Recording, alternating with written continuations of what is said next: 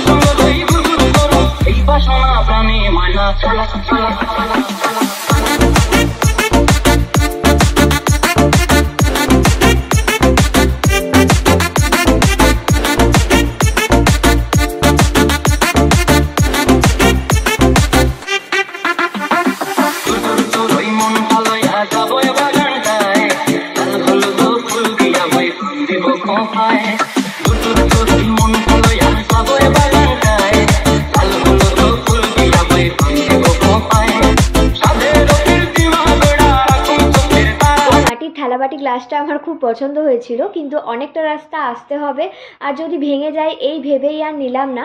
যদিও বিষ্ণুপুর পোড়ামাটির জন্যই বিখ্যাত, তো এগুলো তো বিষ্ণুপুরে আমি যখনই যাব তখনই পেয়ে যাব, যার জন্য আর নিলাম না, পরে কখনো একবার গিয়ে নিয়ে আসবো। আর আমার সাথে মেলায় গিয়েছে সাথী, ওর বর, আর হচ্ছে কি আমার পিসিমণি, আমার ছোট পিসিমণি। এই হচ্ছে আমার পিসিমণি। সাথী আর ওর বর কোন দিকে গেল দেখতে পাচ্ছি না। মেলা এলাম আর পাঁপড় ভাজা খেলাম না, এটা তো হতেই পারে না। তো ওরা সবাই খাচ্ছে সাবুর পাঁপড়, আর আমি হচ্ছে প্লেন পাঁপড়, কারণ আমার ওই প্লেন পাঁপড় খেতে খুব ভালো লাগে। এই মাত্রই বলছিলাম না ওদের খুঁজে পাচ্ছিলাম না, এই যে ওদের সাথেই এখন পাঁপড় খাচ্ছি। আর পিসিমণি বাড়ি চলে গেছে, কারণ অনেকটা সন্ধে হয়ে গেছিলো। আর আমরা যেহেতু অনুষ্ঠান দেখব, তাই আমাদের অনেকক্ষণ থাকার প্ল্যান আছে।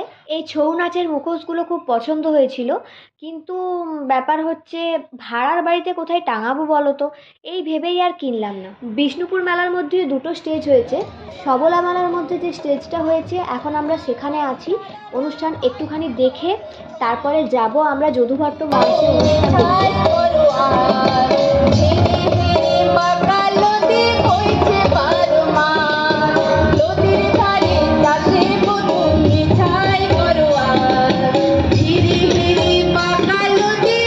আমি শুনেছিলাম বিষ্ণুপুর মেলায় লেজার শো হয়, যেটা আমি কখনো দেখিনি। তো চলো আমার সাথে তোমরাও একটু দেখে নাও কি জিনিসটা।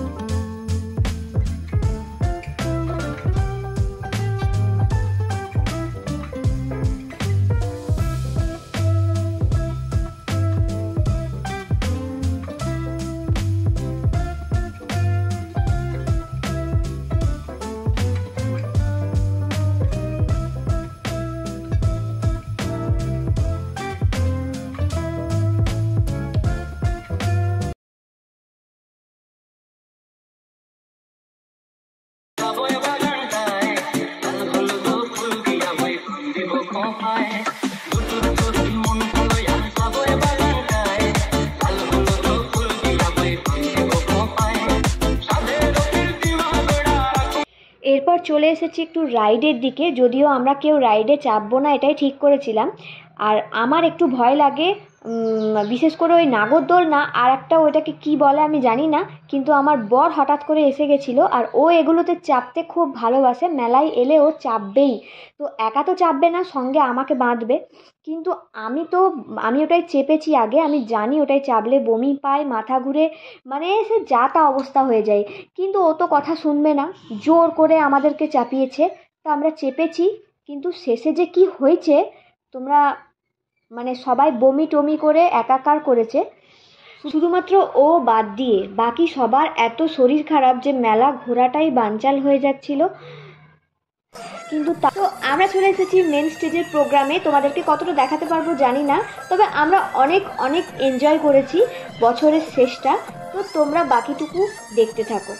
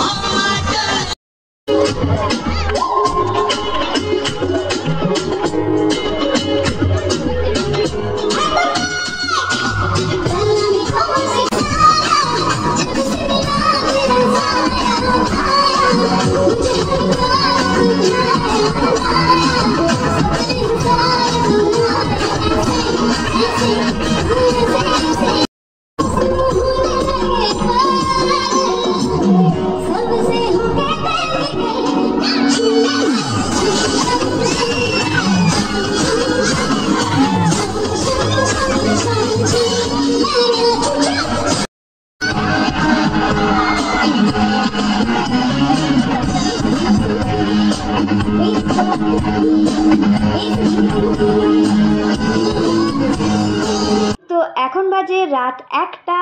এখন আপাতত কোনো দোকান খোলা নেই খাওয়ার জন্য, কিন্তু আমাদেরকে তো খেয়েই ফিরতে হবে, বাড়িতে তো আর আমাদের জন্য কেউ খাবার নিয়ে বসে নেই। তো লাস্টে আসার পথে একটা ধাবা পেলাম, সেখানে রুটি মাংস মিষ্টি খেয়ে বাড়ি আসছিলাম। কিন্তু আস্তে আস্তে রাত 2টোর সময় বনলতা দিয়ে পেরোনোর আগে আমাদের খুব চা খেতে মন গেল, তাই রাত 2টোর সময় আমরা বনলতাতে দাঁড়িয়ে চা খেলাম, তারপর ফিরলাম বাড়ি। তো আজকের মতো সবাইকে গুড নাইট, যদিও গুড মর্নিং হয়ে গেছে। টাটা। ব্লগটা কেমন হয়েছে কমেন্টের মাধ্যমে অবশ্যই জানিও, আর ভালো লাগলে চ্যানেলটি সাবস্ক্রাইব করে দিও।